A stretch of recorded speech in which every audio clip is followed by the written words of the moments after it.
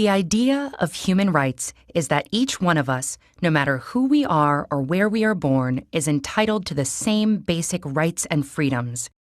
Human rights are not privileges, and they cannot be granted or revoked.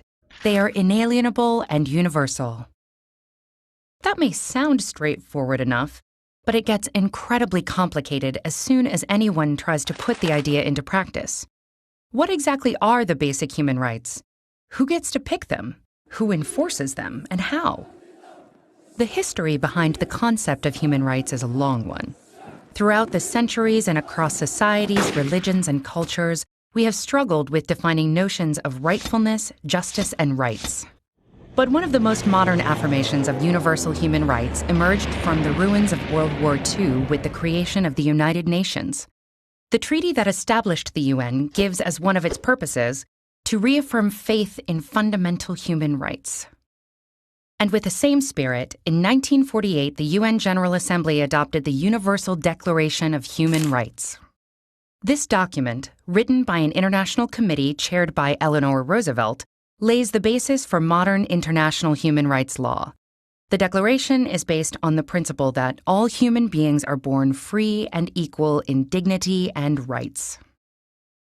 It lists 30 articles recognizing, among other things, the principle of non-discrimination and the right to life and liberty.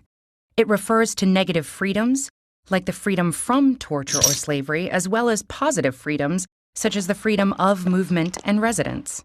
It encompasses basic civil and political rights, such as freedom of expression, religion, or peaceful assembly, as well as social, economic, and cultural rights, such as the right to education and the right to freely choose one's occupation and be paid and treated fairly.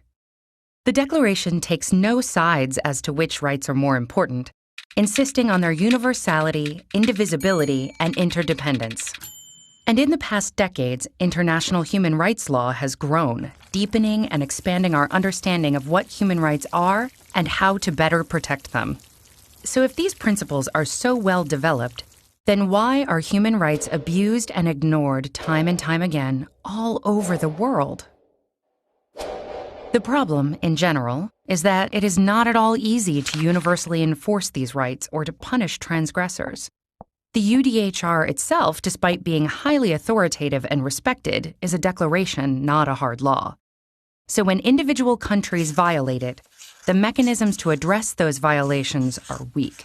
For example, the main bodies within the UN in charge of protecting human rights mostly monitor and investigate violations, but they cannot force states to, say, change a policy or compensate a victim. That's why some critics say it's naive to consider human rights a given in a world where state interests wield so much power. Critics also question the universality of human rights and emphasize that their development has been heavily guided by a small number of mostly Western nations, to the detriment of inclusiveness. The result? A general bias in favor of civil political liberties over socio-political rights, and of individual over collective or groups' rights. Others defend universal human rights laws and point at the positive role they have on setting international standards and helping activists in their campaigns. They also point out that not all international human rights instruments are powerless. For example, the European Convention on Human Rights establishes a court where the 47 member countries and their citizens can bring cases. The court issues binding decisions that each member state must comply with. Human rights law is constantly evolving, as are our views and definitions of what the basic human rights should be. For example, how basic or important is the right to democracy or to development? And as our lives are increasingly digital, should there be a right to access the internet? A right to digital privacy? What do you think?